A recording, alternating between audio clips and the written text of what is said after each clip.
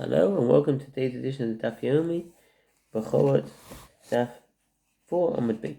And the Gemara asks, and from where do we derive that the priests and Levites are exempt from the offering being counted the firstborn of all generations? The Gemara answers that the verse states, and the Levites shall be mine, in Numbers 3:12. The term shall be indicates that they shall be, i.e. they shall remain, in the current state of sanctity. Just as firstborn status did not apply to the priests or the Levites in the wilderness, it does not apply to priests or Levites in subsequent generations. Rav Safran, for A, referred to the fact that the sanctity of the firstborn donkeys of the Israelites was abrogated by the lambs of the Levites. The Gemara asks, from where is it derived that this abrogation was accomplished with a lamb? Rav Chisda says the word silver is stated with regard to the redemption of a woman's firstborn son for later generations in the verse, and the redemption money shall be, according to your evaluation, 5 shekels of silver. Numbers 18:16. And in addition, the word lamb is stated with regard to the redemption of a firstborn donkey for later generations in the verse, and every firstborn donkey you shall redeem with a lamb. Exodus 13:13. Therefore, one can derive that just as concerning silver, which is mentioned with regard to the later generations, the Israelites redeemed with it in later generations, and they also redeemed with it at that time, as the surplus firstborn in the wilderness were redeemed with 5 shekels. See Numbers 3:47. So too, considering the lamb, which is mentioned with regard to later generations, they redeemed it in later generations, and they redeemed with it at that time. The Gemara rejects the comparison. What is notable about silver is notable in that it is also used for redemption in other cases, as one can redeem consecrated property and second-hand produce with it. So what's the footnote? Chesef Podin Bo Hedeshos Umasa Sheni. When one redeemed a consecrated field, he gives money for it.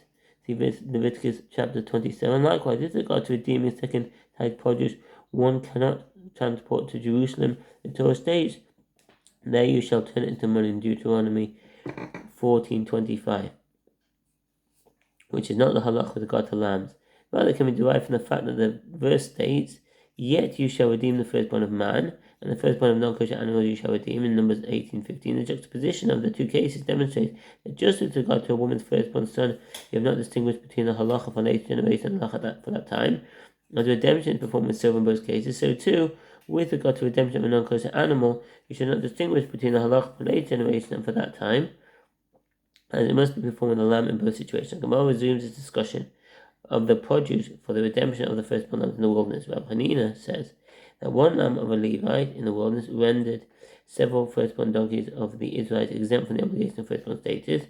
Abai says, no, that this is so as the verse enumerates the surplus of firstborn humans, when it says that there were 273 more firstborn Israelites and Levites who need to be redeemed with silver in Numbers 3:46, but the verse does not enumerate any surplus of Israelite animals. The Gemara asks, from where is this proven? Perhaps the Israelites did not have many animals, and the firstborn donkeys did not outnumber the lambs of the Levites. The Gemara answers, do not let this possibility enter your mind. As it is written, now the children of Reuben and the children of Gad had a very great multitude of livestock. In Numbers 32:1. The Gemara challenges, perhaps even so, the number of ordinary animals of the Levites that were not firstborn corresponding to the number of firstborn animals belonging to the Israelites. The Gemara explains the verse that states, take the Levites in exchange for all the firstborn among the children of Israel, and the animal of Behemoth, the Levites in exchange for the animals, Behemtam, in Numbers 3:45. The use of the word Behemoth in the singular indicates that the transaction involved one animal of the Levites in exchange for many animals of the Israelites.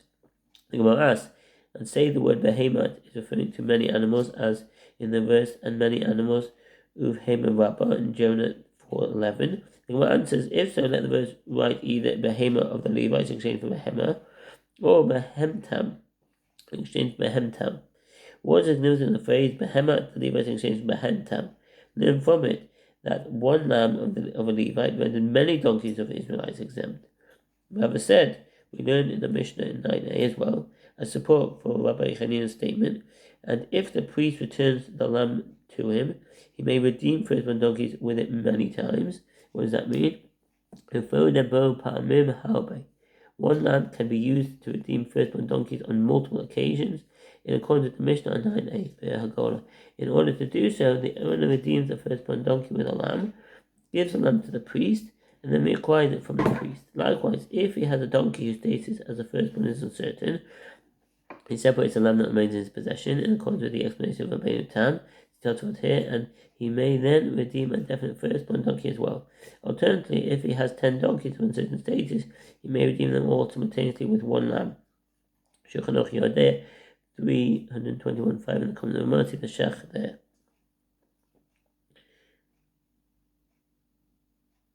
If he repurchases the lamb from the priest each time upon redeeming a donkey, and asking Rabbi Chanina is not offering his own opinion, but it is rather explaining the reasoning of the Mishnah. So what does that mean? Rabbi Chanina ta'ama temas nisin mefarish. This statement is difficult to understand as the two cases do not appear to be similar. In the wilderness, one lamb was used to redeem multiple firstborn donkeys simultaneously, which cannot be done in later generations. Instead, the priest must first give the lamb back to the Israelite, and only then redeem additional donkeys. Nevertheless, the principle employed in both cases is similar. The simultaneous redemption of multiple firstborn donkeys in the wilderness illustrates that a firstborn donkey does not possess any sanctity that is then transferred to the lamb, since if that was so, the sanctities of the multiple donkeys could not be transferred to the lamb simultaneously, see 9a. Rather, only a financial obligation exists to give the lamb to the priest. Therefore, in later generations, the priest gives the lamb back to the Israelite, and it may be used again for redemption.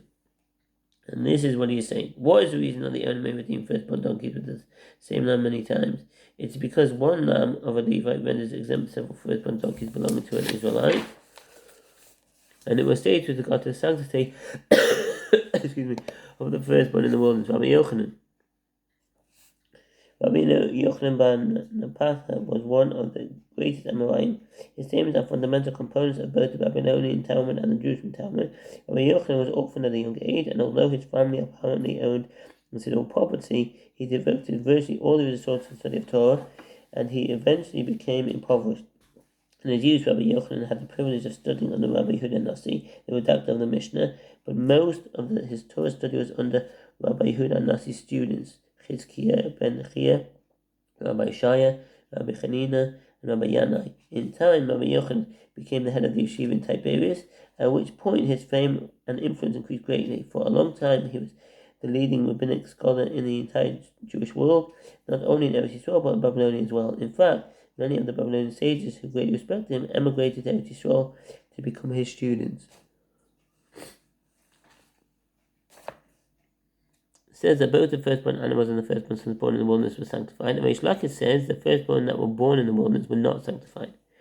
The Gemara explains the reason for each opinion. Rabbi Yochanan says that the firstborn that were born in the wilderness were sanctified, since the merciful one states that they should be sanctified, as is written prior to the Jews leaving Egypt, sanctified to me all the firstborn, Exodus 13:2. And Reish Lakish says, although the firstborn in Egypt were sanctified, the firstborn that were born in the wilderness were not sanctified, as is written, and it shall be when the Lord shall bring you into the land of the Canaanites in Exodus 13:11, and it is written afterward, and you shall set apart all firstborn of the womb of the Lord in Exodus 13:12. By inference, it can be derived that initially, before the Jewish people entered Eretz Yisrael, those that were born in the wilderness were not sanctified. Rabbi Yochanan raised an objection to the opinion of Reish Lakish from a Mishnah in Zevachim 112b. Until the tabernacle was established, private altars were permitted, and the sacrificial service is performed by the firstborn. So what's the footnote? Initially, the Torah states, sanctify to me every firstborn, Exodus 13:2. Subsequently, Aaron and his sons were inaugurated into the priesthood with the establishment of the tabernacle, as it is written, and I have taken the Levites from among the children of Israel in exchange for every firstborn that opens the womb among the children of Israel, and the Levites shall be mine, in Numbers 3:12. The sages explain that as a consequence of the firstborn having worshipped the golden calf, the right to perform the service in the tabernacle was taken from them and given to the priest. And as from the Jewish Talmud, Megillah 1:13, a dissenting opinion with regard to this matter is cited in the Gemara in Zevachim 115b. Clearly then, the firstborn in the wilderness was sanctified. Reish Lakish said to him, that mission is referring to those firstborn who left Egypt, who performed the sacrificial service, and not to the ones born in the wilderness. The Gemara comments, this too stands to reason, as if you do not say so, Is an infant in its first year capable of performing the sacrificial service? Since the tabernacle was established only a year after the Jewish people left Egypt, clearly the firstborn who performed the sacrificial service at the time were born in Egypt. The Gemara asks, and he who asked it, why did he ask it? Isn't it obvious that the firstborn born in Egypt performed the sacrificial service in the first years of the tabernacle? The man says this was his difficulty. Granted, if you say that the sanctity of the firstborn did not cease from the time in the midst of sanctified to me or firstborn, or the firstborn, Exodus 13:2, was given in Egypt, and those born in the wilderness were also sanctified. Then with regard to these firstborn who were originally in Egypt, their sanctity also did not lapse. Therefore, they could perform the sacrificial service in the first years of the tabernacle. But if you say that the sanctity of the firstborn ceased, and the firstborn born in the wilderness were not sanctified, then with regard to these firstborn that were originally born in Egypt, their sanctity also lapsed. The other Amor Reish Lakish responded, no proof may be derived from here, as those who were sanctified in Egypt were sanctified and did not then lose sanctity in the wilderness, while those who were not sanctified in Egypt were not sanctified in the wilderness. Rabbi Yochanan raised an objection to the opinion of Reish Lakish from a Baita. On the same day that the tabernacle was established, many types of offerings were sanctified by the Jewish people, including vow offerings and gift offerings, sin offerings and guilt offerings, kosher firstborn animal offerings and animal tithe offerings. If firstborn animal offerings were sacrificed in the wilderness, then evidently the firstborn animals were sanctified in the wilderness. Reish Lakish answered him, this is referring also to those firstborn animals that left Egypt and were already sanctified there. The Gemara comments, and it may be understood from the Bait itself that the opinion of Reish Lakish is correct, as one can infer from it that day is when the firstborn was sacrificed, but beyond that, they were not sacrificed. There are those who say that the discussion proceeded as follows. Reish Lakish raised an objection to the opinion of Rabbi Yochanan. On the same day that the tabernacle was established, many types of offerings were sacrificed by the Jewish people, including vow offerings and gift offerings, sin offerings and guilt offerings, kosher firstborn animal offerings and animal tithe offerings. It may be inferred that on that day, yes, the firstborn animals were sacrificed, and beyond that, the firstborn animals were not sacrificed, indicating that the male firstborn animals in the wilderness were not sanctified. The Gemara responds, one can say that the Bible means that from that day onward, all of those offerings were sacrificed. The Gemara asks, and what then is the Bible teaching us? The Gemara answers, it is teaching that from that day onward, yes, the Jewish people brought these offerings, but initially, prior to the establishment of the tabernacle, they were not brought. Evidently, obligatory offerings such as these were not sacrificed on a private altar.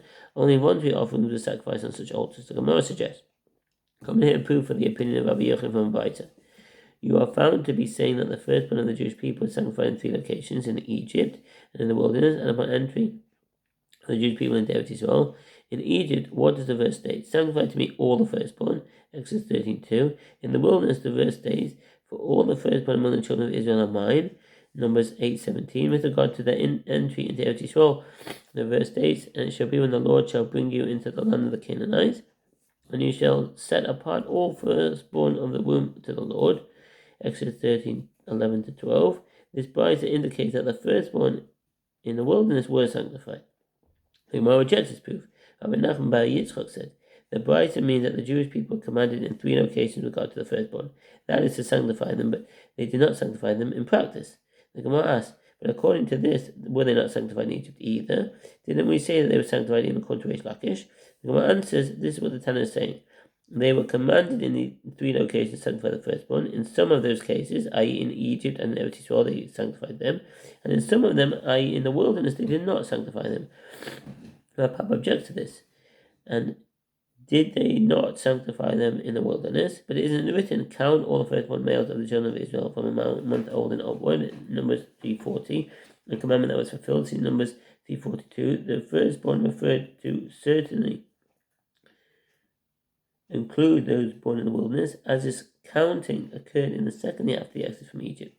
Rather, if a dispute between Rabbi Yochanan and Reish Lakish was stated with regard to this matter, it was stated like this. Rabbi Yochanan says that the firstborn that were born in the wilderness was sanctified and the sanctity did not cease.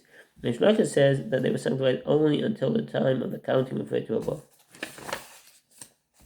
That's the end of the Amud. Thank you for listening and all the best. Bye.